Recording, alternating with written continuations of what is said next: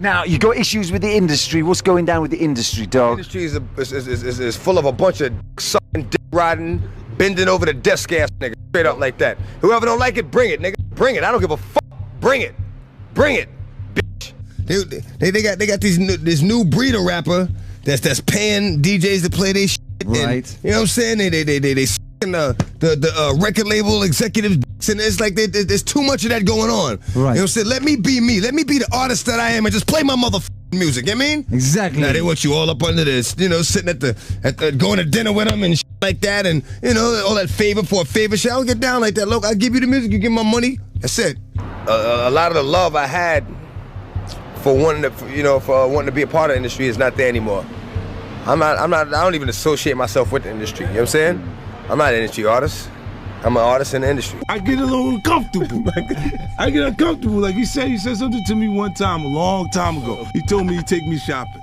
I looked at him like, what'd you just say?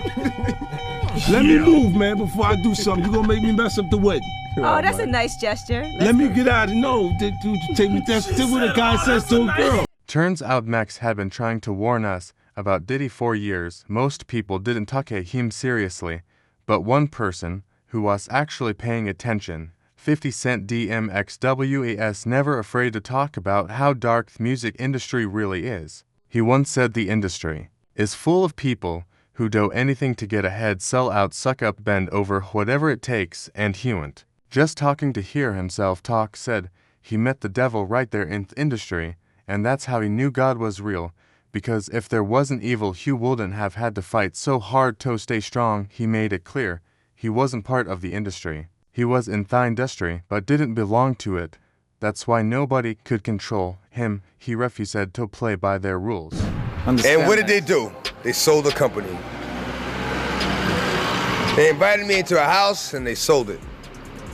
Yeah, I am mad. You know what I mean? All right, I'm mad. I feel betrayed, man, but it. You know what I mean? It's a business and I'm gonna carry it like a business.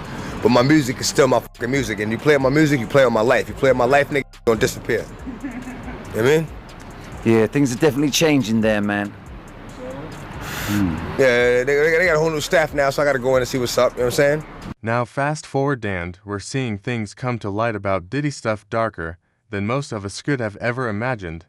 And suddenly all those wild things DMX was saying they don't sound so crazy anymore. Dems even once said he turned down deals with Diddy because something felt off. At one point Diddy had passed on signing DMX but when he saw that Def Jam was about to offer DMX a big contract, suddenly Diddy wanted back and trying to double thought for X didn't trust it.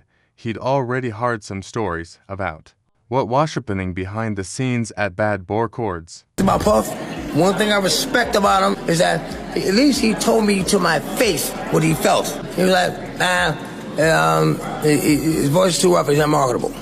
Maybe 3 weeks later when he found out I was getting signed for Def Jam, he was like, yo, I'll lace your pockets.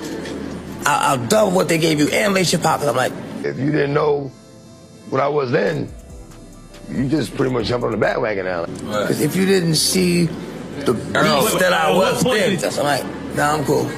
So it's a legendary story. Like I told you, we sat down with Diddy, but he knew he wasn't going to sign with Diddy. He knew Diddy wasn't going to sign him. He knew in his mind that Diddy wouldn't want to take on problems right now. Yayo said that you were supposed to sign the Bad Boy. Look, they knew I was talented. They just looked at it and was like, I don't want all of the stuff that comes with it. The M stumbled over it, but he didn't know the trouble that came with it. You see what I'm saying? So I was like, yo, nah, this is perfect. Some say when DMX talked about Diddy rap his artists, he just meant financially like stealing from them. But with everything coming out now, people are starting to wonder if he meant exactly what he said.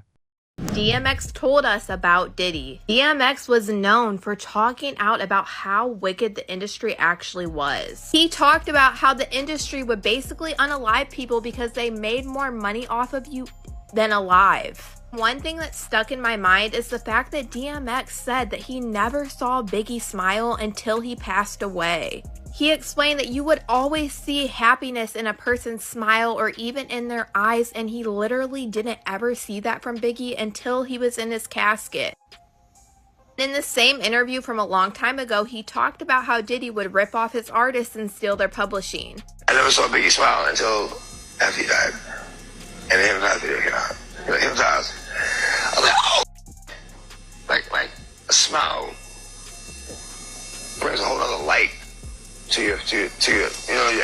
face. Like, I mean, it's kind of hard to explain. I'm really good with words, but like, it's hard to explain what a smile does for a person.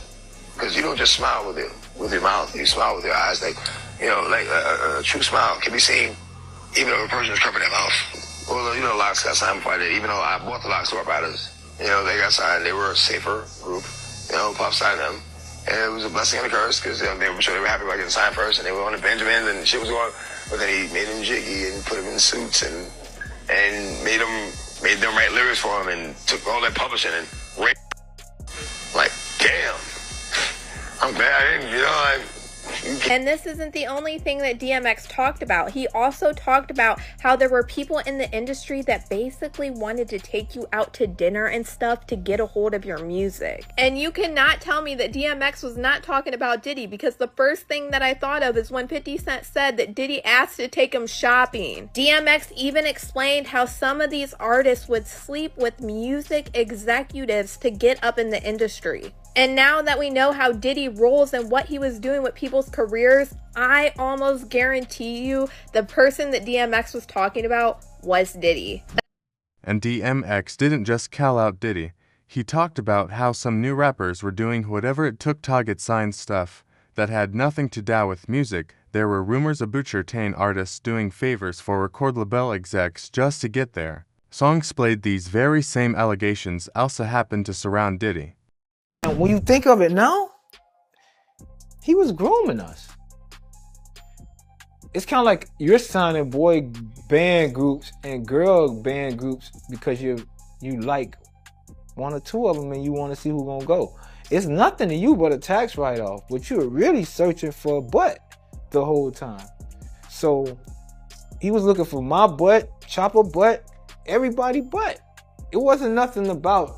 The music was like, yeah, I can, you know, and it took off to be bigger than he ever expected it to be. But Puffy coming up, he was just signing a lot of boys. Usher, it was something he figured out that R. Kelly figured out, is we can get them away from the parents. If we could get them alone, isolated, you know, then we can get them. Once you get in a butt, it's like, you want us now. What you gonna say? I got video of me in your butt. Like, how can you ever make another record? You dig what I'm saying? DMX had a whole song called The Industry where he broke down how fake and messed up it all was. He said, it's not a bootlet anymore. It's about playing the game. They want to control how you dress, show you act, how you talk. And if you didn't fall in line, you're done. But hair refused to be fake. He said, I'm not an industry artist, I'm an artist in the industry. And here we are now in 2025, and everything DMX said back then is starting to look like truth. He warned you about artists selling their souls. He warned us about the vultures, he warned us about Diddy, and he wasn't the only one. You fucking right, I go to Diddy parties, which is where people like me step in.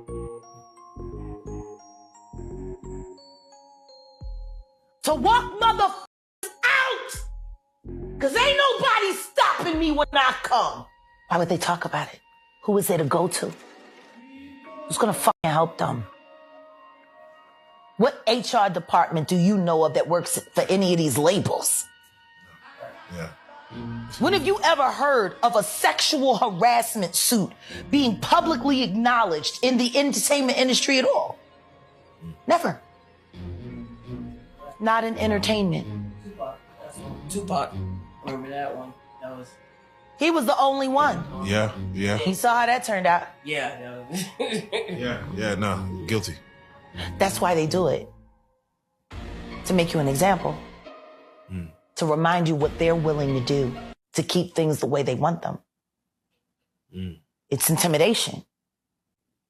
Can't go to the authorities. They're all bought and paid for. You could try to get a special prosecutor, but they'll just pay somebody to reassign him to another case.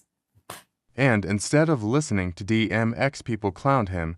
They said he was crazy, addicted, washed up, the media dragged him nonstop. Even when he passed away in 2021, they couldn't help but call him troubled instead of giving him the respect he deserved. Sure, DMX had heist issues, he struggled with drugs, had some illegal trouble, But one thing, he was never accused of hurting women or children, and never had any serious accusations of predatory behavior, unlike some of the powerful people in the industry who kept getting richer and more famous. And Yauk know what the problem is here. There is a strong chance Diddy might be able to work. Let's bring in David Gelman, former prosecutor and a criminal defense attorney. David, welcome.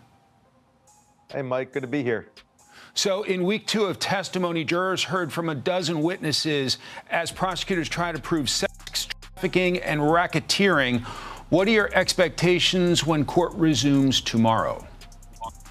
It's going to be really interesting tomorrow when Diddy's third or fourth assistant takes a stand, and she's going to actually corroborate Kid Cudi's testimony from last week, where he said that Diddy and another associate of his bombed his Porsche years ago at his house. Now, you have to have corroboration about that because nobody can put Diddy there. And in fact, nobody even can say Diddy's the actual one who did it. But if they can say that Diddy or an associate of his did it, then you may have a racketeering charge there. Because right now, as it stands, Mike, nothing, and I mean nothing, is sticking to Diddy. Diddy's lawyers are trying to make the case that his escapades do not amount to federal crimes. How difficult is that argument? I think they're doing a fantastic job, honestly. Look, everybody has said, and Diddy's lawyers even said it in their opening statement, Diddy is not a good guy. There's a lot of domestic violence that occurred between him and Cassie in their relationship. However, what we've heard so far from the testimony of Cassie and the other individuals does not amount to the federal charges that he's being charged with right now. I'm not going to say anything that we heard is very good because it's all horrific. However, the state or the government in this particular instance needs to prove beyond a reasonable doubt that he conspired to racketeer, to sex traffic, and to promote prostitution. So far, they're falling way behind in this. And I know there's a lot more to go in this trial because they're saying it's going to be about 8 weeks. But the government really better step on the gas because they don't have a lot more time to go. So the play seems to be maybe admit to a state crime that avoids prison time. Is that it? Yeah, I think so. Look, again, you're hearing about all this domestic violence, but all of that has nothing to do with what Diddy is charged with. There's a possibility, and I'm saying a very strong possibility right now, that Diddy could walk, that he could be spending 4th of July at home having a barbecue. But Trapper 50 Cent says he's planning to contact President Donald Trump, and he wants to stop Trump from pardoning Diddy, and this may well change everything for Diddy. Trump shocked everyone Friday during a press conference in the Oval Office. With Elon Musk, when asked about Diddy's ongoing federal trial for racketeering, Trump said he'd be open to giving him a pardon if he's found guilty. 50 Cent wasted no time reacting on Instagram. He made it clear that he won't let Trump give Diddy a free pass. He said some really bad things about Trump. It's not okay. I'm going to reach out. So, he knows how I feel about this guy. Thine Club rapper wrote. Then he posted again, Donald doesn't take well to disrespect and doesn't forget who chooses to go against him. Earlier in the week, Diddy's former assistant Capricorn Clark testified that Diddy complained to his manager Chris Lighty about 50 Cent after an MTV event in an elevator. After the show, Diddy said, I don't like all the back and forth alike guns. That line didn't notice 50 Cent, who was famously 9 times in 2000, mocked the comment on Instagram. Speaking of Capricorn, Clark testified about some absolutely bonkers stuff. Explosive testimony in the federal sex trafficking trial against Sean Diddy Combs. Yeah, today jurors heard from Capricorn Clark. She was a former employee of Combs who testified that the music mogul kidnapped and threatened her during her time working for him.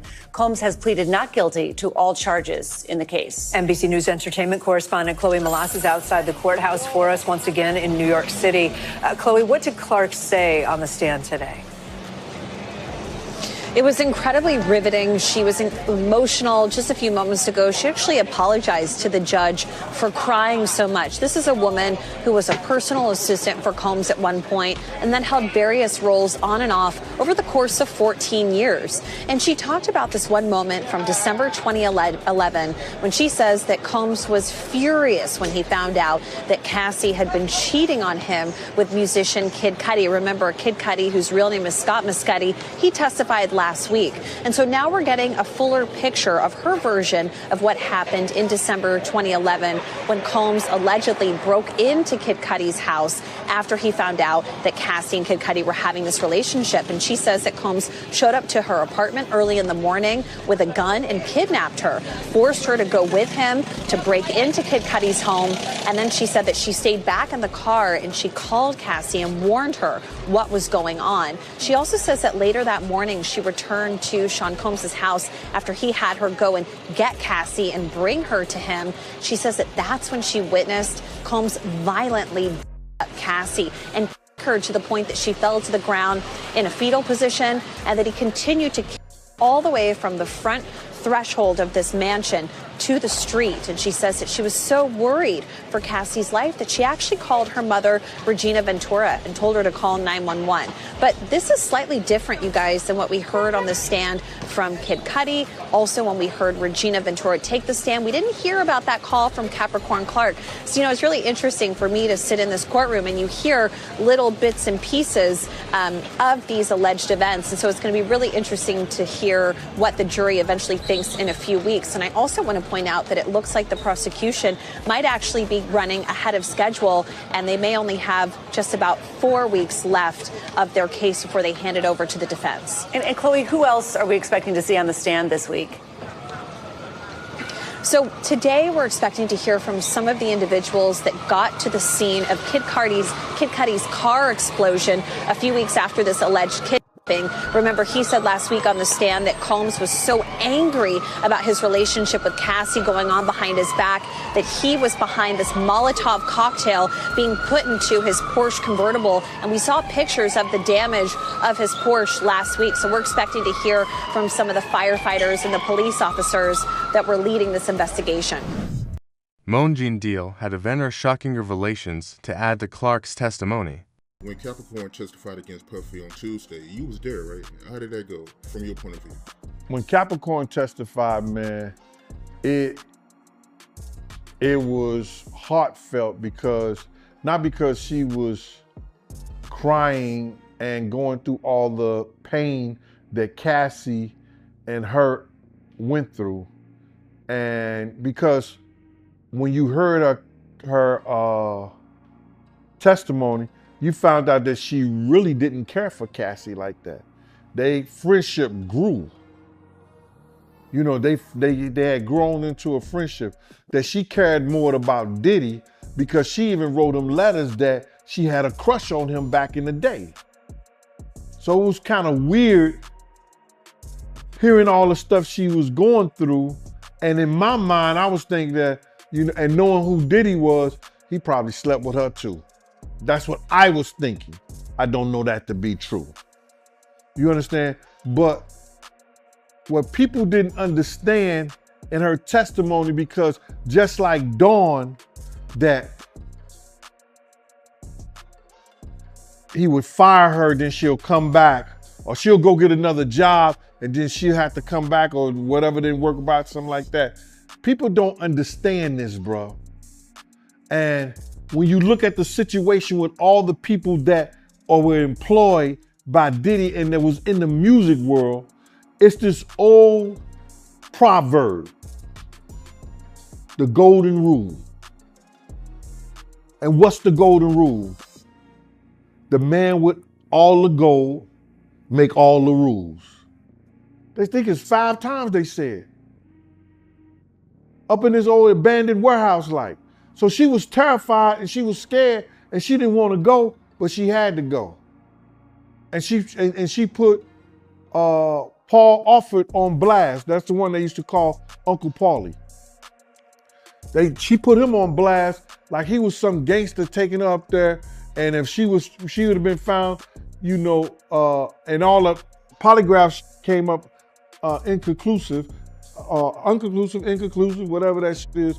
It wasn't conclusive that she did anything regarding stealing any of the jury or something like that. So it was just a fear tactic with her. The tension between Diddy and 50 Cent goes way back almost 20 years. In 2006, 50 Cent dropped a diss track called Let the Bomb, accusing Diddy of knowing who was behind the murder of rapper Notorious Big. Since then, many people in the know have come out and claimed the same thing. I said, yo, Big, somebody gonna try to come tonight. And Lil C's, who I hadn't seen all week, Lil C says, Gene, go ahead on with that cop shit. I said, I know one thing, you better get you a GED. You know what that is? A good enough degree so they don't cheat you out your money like they doing your man right here. And I was talking to about Big, because I had read his whole contract on the plane, because Puff had gave me the briefcase. When he gave me the briefcase, you know, like he just do some bullshit, hand me the briefcase, and went to first class, and I went to coach in the emergency exit, and I just opened it up, start reading the shit. So saying, because at the end of the contract, Big was begging for his, well, he was asking for his publishing and his marketing back, and Puff was saying in the contract, we'll revisit that at a later date. You know what I'm saying? So I'm just reading this story. I got 6 hours on this plane. I'm gonna go through whatever's in this briefcase. Somebody told that. Somebody told Puff, Pac gotta die, Big gotta die. And Suge Knight gonna go to jail. You know, these people plan 25 years in advance. Had Pac and Big still been alive today, come on, brother. You and I both know how strong they would have been. Since then, 50 has roasted Diddy online non-stop, especially after Diddy's ex-girlfriend Cassie Ventura filed a shocking lawsuit accusing him of abusing, disturbing sex parties, and now 50 is working on a Netflix documentary about sexual allegations against Diddy. Meanwhile, in court, things got tense on if Diddy's former assistants testifying under the name Mia told jurors she was sexually assaulted by him during the 8 years she worked for him from 2009 to 2017. A former assistant to Sean Diddy Combs gave emotional testimony today in Combs' and racketeering trial. She claimed Combs sexually assaulted her multiple times, and ABC's Rita Roy has the details. Celebrity stylist and friend of Cassie Ventura, Deontay Nash, walking into a Manhattan courthouse today, facing more cross-examination from the defense team of Sean Diddy Combs. Nash, who was subpoenaed to testify, detailing multiple instances of alleged violence and control he says he witnessed in Ventura and Combs' relationship.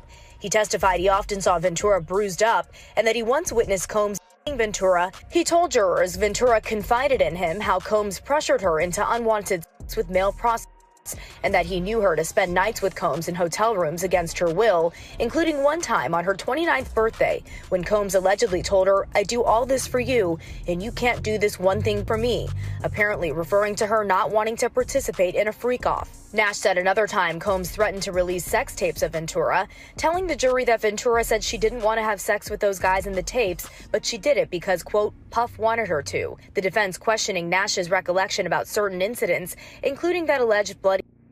And when Nash testified that Combs controlled everything about Ventura's appearance, defense attorneys suggested it was a business decision rather than an element of coercion. Combs' team has conceded that he was abusive, but that the violence was due to drugs and jealousy, and not about him forcing her into sex. A former assistant of Combs taking the stand under the pseudonym Mia, telling jurors about the times Combs allegedly forced himself onto her sexually. She says working with him was exciting, but chaotic and toxic, talking about multiple instances of alleged violence. Now, Combs has pleaded not guilty to all charges against him and has maintained that all sexual encounters were consensual. Diddy's lawyer Brian Steele grilled her in the stand, reading out old texts and social media posts where she seemed affectionate toward him. The prosecutorman Comey called the questioning humiliating and said it might scare the victims from coming forward.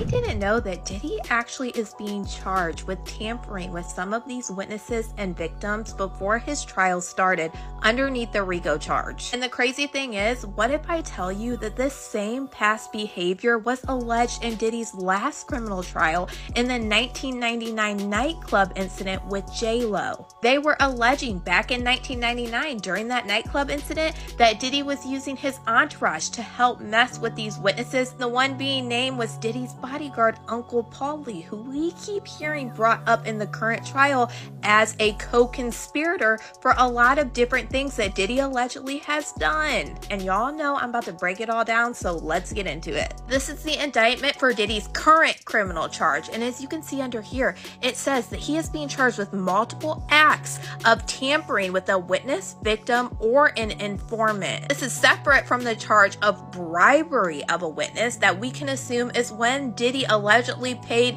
the hotel security $100,000 to make the video of him beating Cassie disappear. And this is another part in the indictment where it starts dealing some of the intimidation or bribery of a witness. When Diddy's authority or reputation was threatened by the possibility of negative publicity or legal or law enforcement action against him, including in or about late 2023, following public allegations of Combs' crimes, Combs and members and associates of the enterprise pressured witnesses and victims, including through attempted bribery, to stay silent and not report what they experienced or knew to law enforcement. On phone calls, Combs and other members and associates of the enterprise, among other things, provided these victims and witnesses with false narratives of events in effort to conceal Combs' crimes.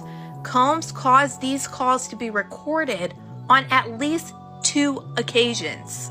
Do you think this new development will lead anywhere? Let us know in the comments.